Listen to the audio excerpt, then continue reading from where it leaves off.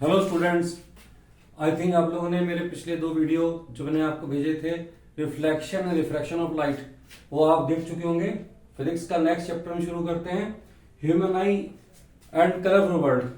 काफी ये जो चैप्टर है थ्योरेटिकल चैप्टर है, बस एक ही तो छोटे छोटे न्यूमेरिकल इसके अंदर आएंगे। हम यहाँ पे देखेंगे कि ह्यूमन आई जो है उसका स्ट्रक्चर क्या है, इसके डिफरेंट डिफरेंट पार्ट्स जो मैंने हाईलाइट कर रखे हैं, इनका फंक्शन क्या है और हम किस तरह से किसी ऑब्जेक्ट को देख पाते हैं। तो आइए पहले इसके ह्यूमन आई के बारे में बात कर लेते हैं। सबसे पहले बात करते हैं ये जो आउटर स्ट्रक्चर है ह्यूमन आई का, ये यहां से कॉर्निया शुरू होता है। उसके बाद में आप यहां पर देखेंगे प्यूपिल, आइरिस और प्यूपिल। उसके बाद में ये जो पार्ट है आपका जिसको हम कह रहे हैं क्रिस्टलाइन लेंस, इसको बोल रहे हैं क्रिस्टलाइन लेंस। और यहां पर ये क्या है, सिलेरी मसल्स, पीछे रेटिना और यहां पर ऑप्टिक नर्व्स। अब देखिए एक एक करके चलते हैं। कॉर्निया हमारी आउटर कवरिंग है जो कॉन्वेक्स शेप की है। जब भी किसी ऑब्जेक्ट को यहां पर हमारे सामने रखा होता है उसको देखते हैं तो कॉर्निया काम क्या है, ये भी कॉन्वेक्स लेंस से बिहेव करता है और एक रिफ्रैक्शन यहां से शुरू हो जाता है लाइट का। रिफ्रैक्शन की ये एक जो है लाइट को और कन्वर्ट कर देगा। फर्दर लाइट को एंटर करना है यहां पर पिपल के थ्रू। ये देखिए ये जो ब्लैक पार्ट है और यहाँ का ये पिपल है और इसके बीच पे देखिए आपको नर्व दिखाई दे रही होंगी, ये कॉन्स्टिट्यूट कर रही है आइरिस की। क्या जरूरत है इसकी, इन दोनों का फंक्शन क्या है।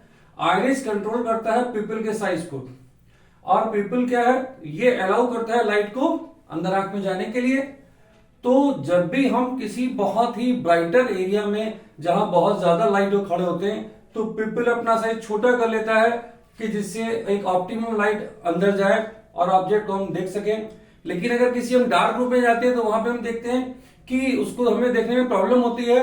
तो ये आइरिस क्या करता है, इस पिपल के साइज को बड़ा कर देता है कि जैसे maximum amount of light can enter in the eye so we can see the object. तो ये यहां पर इसका दो पर्पस है। एक कि अगर लाइट बहुत कम है तो उसको बड़ा कर देना, ज्यादा लाइट में जा रहे हैं, बहुत तेज धूप में जा रहे हैं तो इसको छोटा कर लेता है। तो इसका काम क्या है कि अमाउंट ऑफ लाइट को रेगुलेट करना जो कि हमारी आई में अंदर एंटर कर रही है। उसके बाद में ये सिलेरी, ये इसके ऊपर ये जो लिखा हुआ है कि क्रिस्टलाइन लेंस, ये वाला पार्ट ये भी कॉन्वेक्स लेंस है। मेन काम इसी का होता है बाहर दिखने वाले ऑब्जेक्ट को यहां पे इसको फोकस करना, इसको बोलते हैं क्रिस्टलाइन लेंस। ये भी कॉन्वेक्स लेंस है। तो जो क्रिस्टलाइन लेंस है मेरा, अगर इसकी मैं बात करूं, जो लेंस है हमारा ये एक वेरिएबल फोकल लेंथ का कॉन्वेक्स लेंस है। इसकी कैसी फोकल लेंथ है, वेरिएबल फोकल लेंथ। इसकी जरूरत क्यों पड़ी और कौन इसकी फोकल लेंथ को वेरी करता है। इसकी फोकल लेंथ को वेरी करने के लिए हमारी आंख में सिलेरी मसल्स लगी हुई हैं। ये सिलेरी मसल्स के कॉन्ट्रैक्शन और रिलैक्सेशन होने की वजह से ही यहां पर इसकी फोकल लेंथ घट बढ़ जाती है। ये लेंस ऐसे मोटा भी हो सकता है और ये लेंस ऐसे पतला भी हो सकता है यहां पर। तो दोनों काम यहां पर ये कौन करेगा, सिलेरी मसल्स करेंगे। अब यहां से आगे जो लाइट चली तो ये यहां पर जाके रेटिना में जाके फोकस हो जाएगी, रेटिना जाके फोकस आएगी और रेटिना का आगे जो यहां पर लाइट फॉल करी है ये फर्दर यहां पर ऑप्टिक नर्व्स के थ्रू ये सिग्नल हमारे ब्रेन को चले जाते हैं और ब्रेन का काम है इस इमेज को आइडेंटिफाई करना। अच्छा, एक बड़ी खास बात समझ लीजिए कि जो रेटिना है ये इन्वर्टेड इमेज बनाता है। जो भी आप देखते हो उसकी इन्वर्टेड इमेज बनती है और ब्रेन उसको स्ट्रेटर करके आपको दिखाता है और साथ में अपनी मेमोरी से ये भी बताता है कि जो ऑब्जेक्ट आप देख रहे हो वो क्या है, बुक है या कोई ट्री है, व्हाटसएवर इट इज। तो यहां पर फिर से समझ लीजिए, लाइट एंटर की कॉर्निया के थ्रू, एक रिफ्रैक्शन यहां हुआ, आइरिस ने पिपल के साइज को कंट्रोल किया, उसको अकॉर्डिंगली नीड के अकॉर्डिंग जैसी लाइट बाहर है उसको छोटा बड़ा किया। कॉन्वेक्स जो लेंस है जिसको हम क्रिस्टलाइन लेंस बोल रहे हैं, इसने उस ऑब्जेक्ट को यहां पे फोकस किया और रेटिना पे इमेज इसकी बननी है। रेटिना एक तरह की स्क्रीन का काम करता है हमारी आई के लिए, और यहां से ये इमेज जो हमारी आ रही है, ये इलेक्ट्रिकल सिग्नल हमारे ब्रेन को पहुंचेंगे और ब्रेन उसको आइडेंटिफाई करके और उसको सीधा करके हमको दिखा देता है। तो ये सारे पार्ट्स का फंक्शन और किस तरह से हम ऑब्जेक्ट को देखते हैं, ये हमने यहां पर समझ लिया। अब ये जो आई है हमारी, ये अगर नॉर्मल है तब तो ठीक है, लेकिन कभी कभी ऐसा होता है कि कुछ लोग पास की चीज नहीं देख पाते हैं, कुछ दूर की चीजें नहीं देख पाते हैं, तो वो हमारा डिफेक्ट ऑफ आई में इंक्लूड हो जाता है। तो यहां पर एक चीज और छोटी सी जान लें आगे चलने के पहले। एक क्वेश्चन आपके एग्जाम में पूछा जा सकता है, power of accommodation. Power of accommodation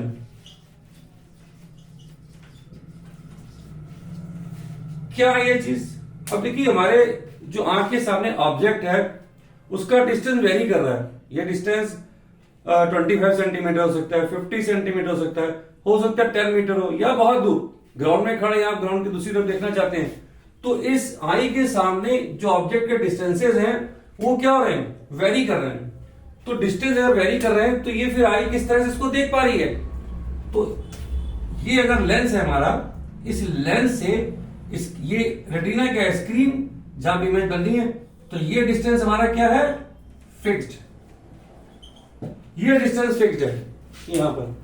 तो एक तरह से देखा जाए, लेंस और स्क्रीन के बीच का डिस्टेंस अगर फिक्स है, लेकिन जो ऑब्जेक्ट डिस्टेंस है ये कॉन्टिन्यूसली वेरी कर रहा है, जो कि जैसे लेंस पर हमने अपने पढ़ा था यू वेरी कर रहा था, तो इमेज कैसे बनेगी? उसका एक ही तरीका है कि इस लेंस की focal length according to need change होती रहे, तभी इसको हम देख सकते हैं। और ये जो फंक्शन यहाँ पे सिलेरी मसल्स कर रही हैं कि इसकी फोकल लेंथ को चेंज कर रही है, this is known as the power of accommodation.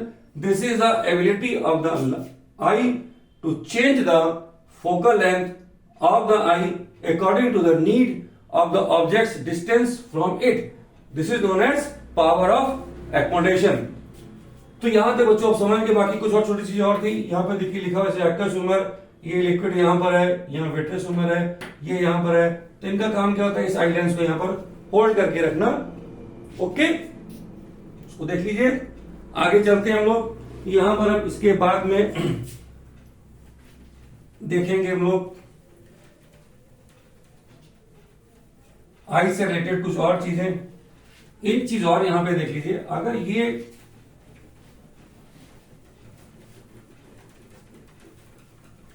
हमने आई का स्ट्रक्चर यहां बनाया था, इस स्ट्रक्चर में ये हमारी आई है, सपोज करिए ये लेंस है, तो यहां से अगर 25 सेंटीमीटर तक का एक डिस्टेंस है, ठीक है, ये कहलाता है नियर पॉइंट ऑफ द आई। क्या कहलाता है?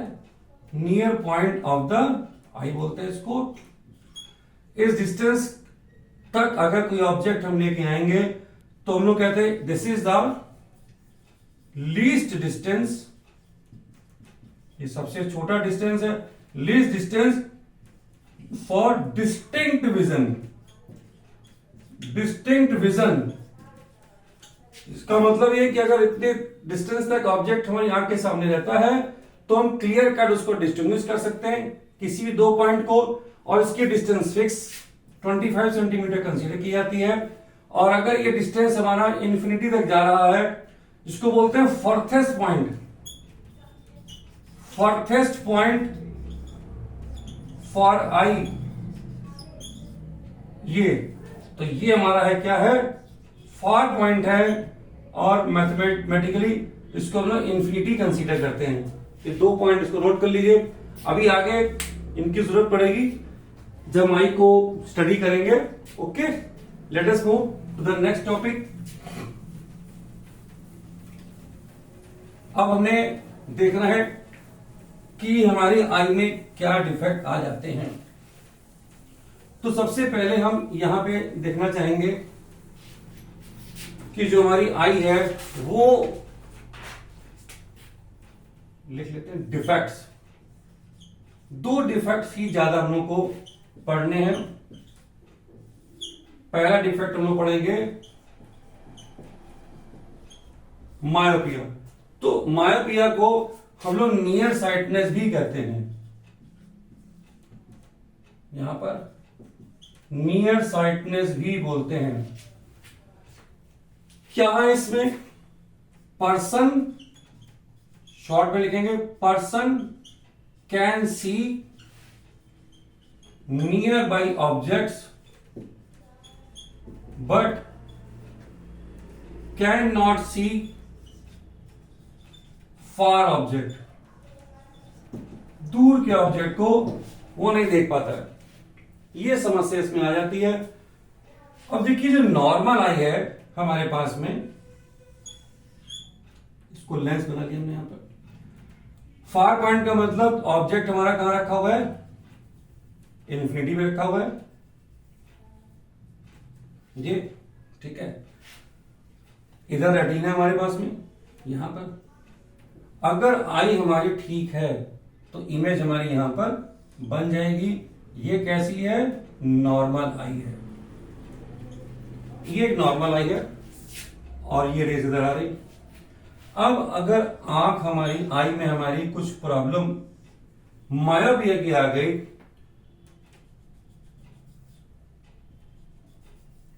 तो इमेज हमारी पहले ही बन जाएगी। क्या हो गया इसमें? इमेज हमारी पहले ही बन गई यहां पर। तो इमेज हमारी जो पहले बन गई इसको बोलेंगे मायोपिक आई। क्या बोलेंगे? Myopic eye. ये रेटिना है हमारा पीछे। अब क्या मायोपिया की अगर प्रॉब्लम हो गई तो क्या ये पर्सन बिना लेंस की हेल्प के इस फार पॉइंट के ऑब्जेक्ट को देख सकता है? आंसर है इसका यस।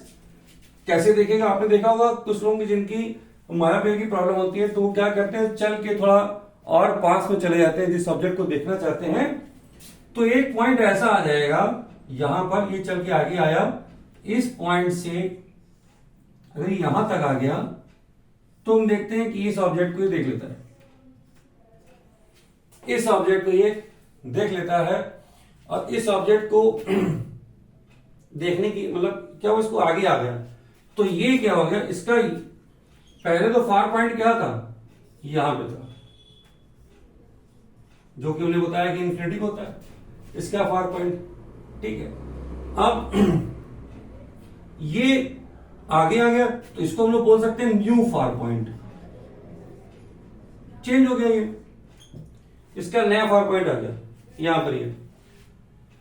अब हर बार तो हम आगे चल के जा नहीं सकते कि हम घर की छत पे खड़े हैं तो जाके पास में देख लें क्या हो रहा है।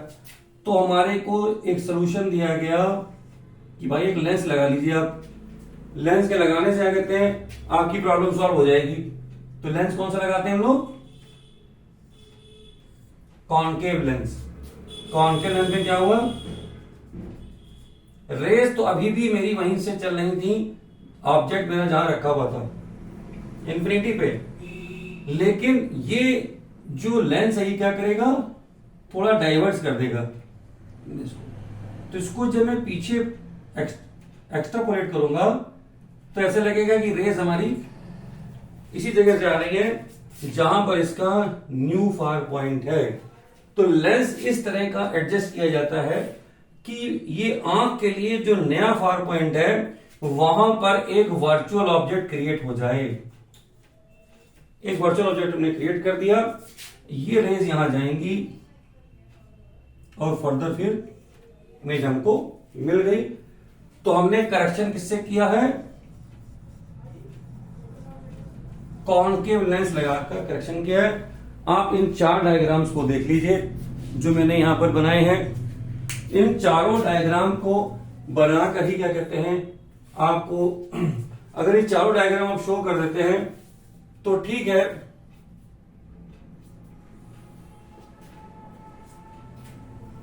ये जो मायोपिया की प्रॉब्लम आई है इसका कॉज क्या है? अगर इसके कॉज की बात करें तो इसका कॉज है क्या? यहां पर इसकी फोकल लेंथ कम हो गई है। नंबर 1 क्या हुआ? Focal length decreases. किसकी? इस लेंस की, इसकी फोकल लेंथ डिक्रीज कर गई। और दूसरा हम बोलते हैं elongation of eye ball, elongation of eye ball. इस आई बॉल की इलांगेशन हो गई है, जिसकी वजह से ये पहले इसकी इमेज यहां पर बन गई। तो ये हो गया हमारा मायोपी। और ये जो वर्ड लिखा नियर साइटनेस, ये देखिए कैसे जस्टिफाई हो रहा है यहां पर कि जो वो देख सकता था वो पास आ गया, नियर आ गया, इसलिए इसको हम लोग बोल रहे हैं नियर साइटनेस। तो अब यहां पर देखिए सीधा क्वेश्चन तो ये है कि tell about the myopia, which lens we use. अब छोटे क्वेश्चन देखिए कैसे डिवाइड हो रहे हैं, लेंस कौन सा यूज कर रहे हैं, कॉनकेव लेंस। कॉज क्या डिफेक्ट का, decrease in the focal length of eye lens, eye lens. और दूसरा elongation of eye ball, eye ball में कहते हैं बड़ी हो गई है, इसलिए ऐसा हो गया। क्या बिना लेंस के हम अगर ग्राउंड पे खड़े हैं तो क्या पॉसिबिलिटी है कि ऑब्जेक्ट को देख सके ये पर्सन जिसको प्रॉब्लम है? हाँ, वो थोड़ा नजदीक जाके इसको देख सकता है। अब यहां पर ये जो डिस्टेंस है हमारा, ये इसका फार पॉइंट हो गया मायोपिक आई का, ठीक है। अब लेंस कैसा लगेगा इसको, उसको देख लेते हैं, किस तरह के लेंस की इसको रिक्वायरमेंट पड़ेगी।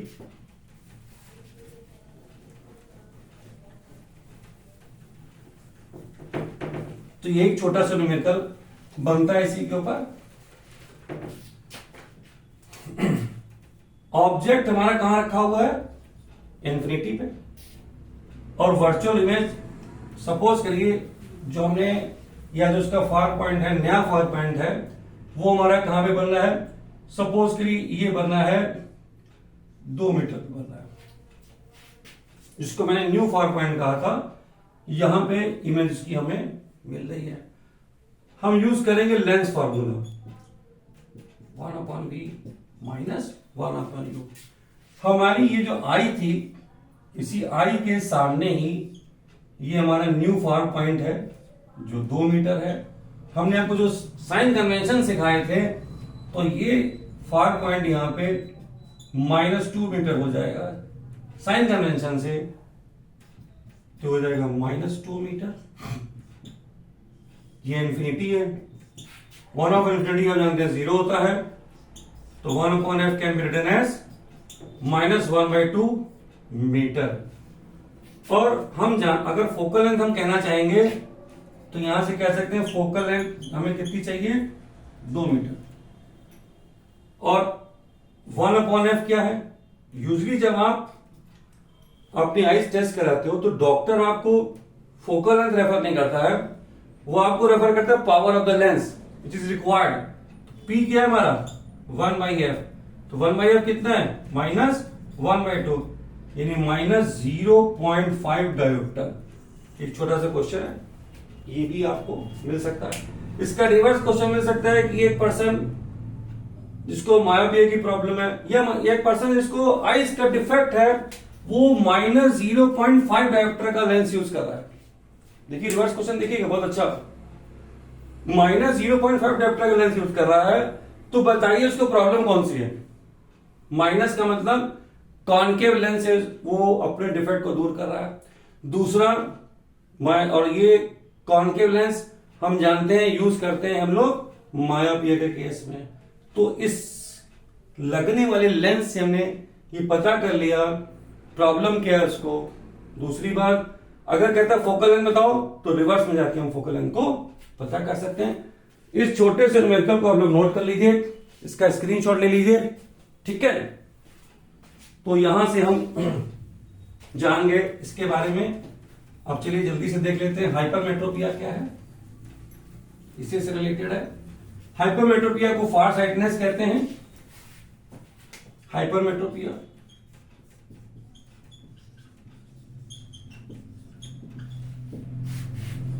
फार साइटनेस है। यहां क्या हो रहा है, person can see far object but can not see near by objects, पास के ऑब्जेक्ट को नहीं देख पाता है। नॉर्मल आई हमारी कैसी है, अगर ऑब्जेक्ट लीस्ट यानी कि नियर पॉइंट पे रखा हुआ है तो ये हमारी नॉर्मल आई है, ये रेटिना है पीछे। लेकिन अगर उसकी यहां पे डिफेक्ट आ गया तो इमेज इसकी बाहर चली जाती है, वो नहीं देख पा रहा है यहां पर। तो यहां पे इसका कॉज क्या आ जाएगा, ये हमारी हाइपरमेट्रिक आई है, तो पहला कॉज क्या है, इंक्रीज, पीछे क्या होता डिक्रीज हुआ था, इंक्रीज इन फोकल लेंथ, आपकी जो लेंस है उसकी फोकल लेंथ इंक्रीज हो गई, increase in the focal length of eye lens. Secondly, decrease in the size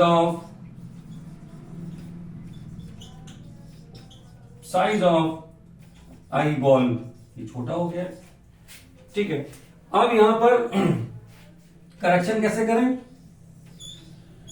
बिना लेंस के, ये थोड़ा दूर अगर ले जाए हम ऑब्जेक्ट को, ये तो नॉर्मल कोर्स था, ये ऑब्जेक्ट अगर पीछे चला जाए तो इसकी इमेज यहां पे बन जाती है। तो ये क्या हो जाएगा, ये था नियर पॉइंट एंड अब ये बन गया न्यू नियर पॉइंट, किसके लिए, डिफेक्टिव आई के लिए। तो जब डॉक्टर हमको सजेस्ट करेगा लेंस, इसमें लेंस कौन सा यूज करते हैं, कॉन्वेक्स लेंस यूज किया जाता है, और ऑब्जेक्ट तो हमारा वहीं रहेगा जहां पे रहता है। तो ये क्या करते हैं, थोड़ा सा यहां पे रेस कन्वर्ट होती हैं तो इसको पीछे एक्सट्रापोलेट करते हैं, तो ऐसे लेंस को हमारे लिए सिलेक्ट करता है कि इसकी वर्चुअल इमेज वहीं चली जाए जहां पर इसका न्यू नियर पॉइंट बन गया है, ये इमेज इधर जाएगी और कन्वर्ट होके वापस हमको यहां पर इमेज मिल जाएगी। तो हम जानेंगे इसके बारे में। तो करेक्शन हमने किससे किया, कॉन्वेक्स लेंस से, कॉन्वेक्स लेंस से। अब ये जो नया नियर पॉइंट इसका बना है, ये इसकी डिस्टेंस चेंज हो गई। सपोज करी ये हो गया 75 सेंटीमीटर। ऑब्जेक्ट हम रखते कहां पर है, एंड पे, जो कि यूजली कितना रहता है 25 सेंटीमीटर। तो यहां पर जो लेंस हमें रेफर करना है उस लेंस की पावर क्या होगी, तो उसके लिए फिर हमको लेंस फार्मूले को यूज करना पड़ेगा। आइए चलते हैं, छोटी सी कैलकुलेशन है उसको कर लेते हैं। फिर से लगाएंगे lens formula, this is the I, object यहां रखा हुआ था, ये नया नियर पॉइंट था, और ये ओल्ड नियर पॉइंट था जहां पे हम यूजुअली ऑब्जेक्ट को रखते हैं 25 सेंटीमीटर, और ये वो डिस्टेंस है जहां पर हमने देखा। तो ऑब्जेक्ट तो वहीं रखेंगे, हमें जब बुक पढ़नी है हम उसको नहीं लाते। जब हमको लेंस मिल ही गया है, यहां पर हमको कॉन्वेक्स लेंस मिल ही गया है, तो ये तो ऑब्जेक्ट, तो यू हमारा -25 और वी हमारा अब वो डिस्टेंस आ गया है where this eye is comfortable to see the object. तो जहां पे कंफर्टेबल है उसी को यूज कर लेंगे। तो v हमारा है -75, u हमारा -25, -75, ये प्लस हो गया, एलसीएम 75 -1, ये हो गया 3, 2/75, f हो गया हमारे लिए 75/2 सेंटीमीटर यहां पर। तो ये वो फोकल लेंथ आ गई जो इस आई को चाहिए थी। और अगर इसको मीटर में कन्वर्ट करना है तो इसको 100 से डिवाइड करेंगे, ये हो जाएगा 3/8 मीटर। और इस लेंस की अगर पावर अधिक, यहां पे वैल्यूज पॉजिटिव आ रही है जो फिर से शो कर रही है